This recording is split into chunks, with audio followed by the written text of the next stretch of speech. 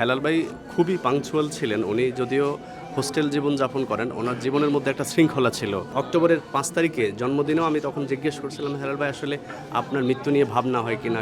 তিনি বলছেন যে আসলে আমি আর এই জীবন দীর্ঘ হোক সেটাই চাই না। আমি মনে করি হেলাল হাফিজের ঠিকানা আবারও তার মায়ের কাছে, বাবার কাছে, সে নেত্রকোনায় তার গ্রামের বাড়িতেই ফিরে যাক, এটা আমাদের প্রত্যাশা। যদি অন্যরা ঢাকায় কিছু করতে চায়, এটা আসলে হেলাল ভাইয়ের যে চিন্তা, আদর্শ, সততার সঙ্গে যায় না। প্রেস ক্লাবের ওই জোনে তার ওই জোন থাকতে তিনি পছন্দ করতেন খুব।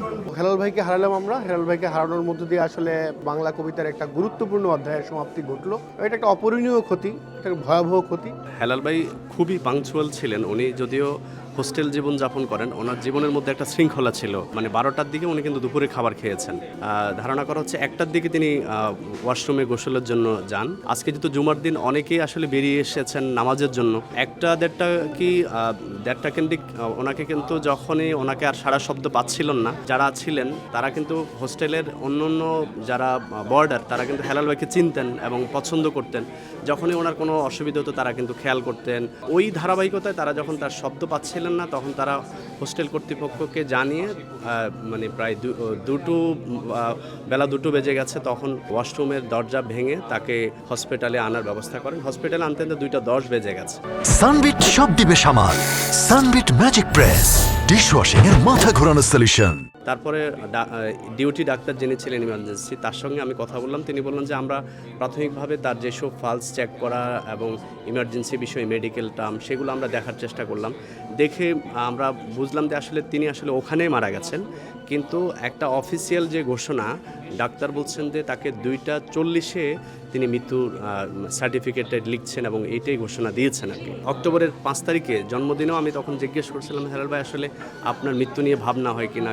তিনি বলছেন যে আসলে আমি আর এই জীবন দীর্ঘ হোক সেটাই চাই না। এই যে খারাপ লাগা, ইনি আসলে এই জীবনটার এনজয় করছিলেন না, অথচ তার আগেও কিন্তু তিনি এই জীবনটাকে, একাকিত্বকে এনজয় করেছিলেন। এবং আমি তাকে জিজ্ঞেস করলাম, গণঅভ্যুত্থান হয়েছে, আপনি জানেন, আপনার কবিতা দিয়ে আমাদের ছেলেরা মিছিল করেছে, মিটিং করেছে, আপনি সেই গণঅভ্যুত্থানের পরবর্তী এই প্রজন্মকে নিয়ে কী বলবেন? বলছে যে আসলে আমাদের তো জীবনে 69, 90 এবং 24 3টি গণঅভ্যুত্থানে হলো, বারবারই ভেঙে গেল আসলে সমন্বয়হীনতার কারণে। তো আমার শাসকদের প্রতি অনুরোধ, প্রজন্মের প্রতি অনুরোধ, সবাই যেন এই গণঅভ্যুত্থান পরবর্তী বাংলাদেশটাকে তারা যেন নতুনভাবে নির্মাণ করার জন্য সবাই ঐক্যভাবে থাকে, সবাই যেন সমন্বয়ভাবে থাকে। প্রেস ক্লাব কেন্দ্রিক তার একটা ইমোশন ছিল। প্রেস ক্লাবে তিনি থাকতে চেয়েছেন, মেম্বার ছিলেন, সক্রিয় সাংবাদিক ছিলেন, তাকে কিন্তু রাখার জায়গা দেওয়া হয়নি সেই সময় প্রেস ক্লাব। আজকে তাকে প্রেস ক্লাবে নেওয়া হোক, সেটা আমি যেমন চাই না একজন তার অনুরক্ত পাঠক হিসাবে। আমি মনে করি হেলাল হাফিজের ঠিকানা আবারও তার মায়ের কাছে, বাবার কাছে, সে নেত্রকোনায় তার গ্রামের বাড়িতেই ফিরে যাক, এটা আমাদের প্রত্যাশা। যদি অন্যরা ঢাকায় কিছু করতে চায়, এটা আসলে হেলাল ভাইয়ের যে চিন্তা, আদর্শ, সততার সঙ্গে যায় না। প্রত্যেককে বলেছি, নাম ভুলবো না, সংস্কৃতি সাহিত্যের সবাইকে আমি নিজে জানিয়েছি। যদি এরকম কোনো জায়গা হতো, একটা ফ্ল্যাট, একজন ইয়াং কবি থাকতো, আর একজন নার্স থাকতো, একজন রান্না করা লোক থাকতো। প্রেস ক্লাবের ওই জোনে তার ওই জোন থাকতে তিনি পছন্দ করতেন খুব। তো এটা আমি খুবই চেয়েছিলাম, কিন্তু আমি একা তো পারবো না। এটা আমি সেই সময় বাংলা একাডেমিতে একটা লিখিত আবেদন দিয়েছিলাম। মোহাম্মদ নুরুল হুদা ছিলেন তখন, আমাকে খুব উনি আহত করে বিদায় দিয়েছিলেন। হেলাল ভাই তো একা থাকতেন, আপনারা সবাই জানেন, এবং উনি সুপার হোস্টেলে থাকতেন শাহবাগের শাখায়। সেখানেই ঘটনাটা ঘটেছে। উনি বাথরুমে পড়ে গিয়েছিলেন, মাথায় রক্তক্ষরণ হয়েছে, এবং ডাক্তাররা 2:40-এর দিকে তার আসলে ডেথ সার্টিফিকেটটা লিখেছেন। হেলাল ভাইকে হারালাম আমরা। হেলাল ভাইকে হারানোর মধ্য দিয়ে আসলে বাংলা কবিতার একটা গুরুত্বপূর্ণ অধ্যায়ের সমাপ্তি ঘটলো। এটা একটা অপূরণীয় ক্ষতি, একটা ভয়াবহ ক্ষতি।